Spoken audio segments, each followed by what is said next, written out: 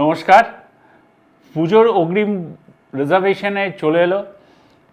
ভ্রমণপ্রিয় বাঙালির অনেকেই আগে থেকে এই পরিকল্পনা করে রাখেন যে পুজোয় কোথায় বেড়াতে যাব, কখন যাব।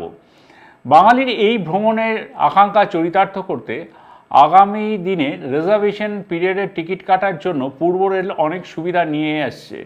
আসন্ন পুজোর সময় প্রত্যাশিত অতিরিক্ত ভিড়ের কারণে 16 জুন থেকে 14 জুলাইয়ের মধ্যবর্তী সময় সমস্ত রবিবার অর্থাৎ 16 তারিখ, 23 তারিখ, 30শে জুন এবং 7 এবং 14 জুলাই শিয়ালদা ও হাওড়া ডিভিশনের রিজার্ভেশন অফিস সকালের শিফটে খোলা থাকবে, যাতে সাধারণ মানুষ তাদের প্রয়োজনীয় টিকিট আগাম বুক করে রাখতে পারেন পুজোয় বেড়াতে যাওয়ার জন্য। হাওড়া ডিভিশনের সমস্ত রিজার্ভেশন অফিস এই রবিবারগুলি সকালের শিফটে খোলা থাকবে।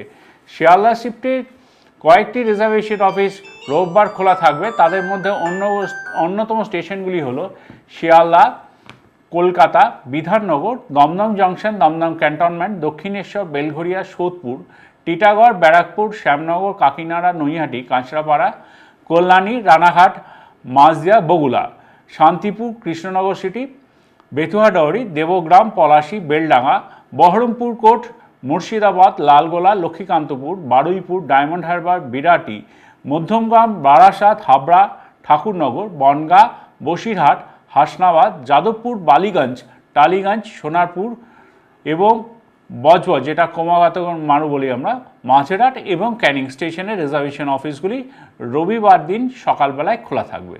ধন্যবাদ।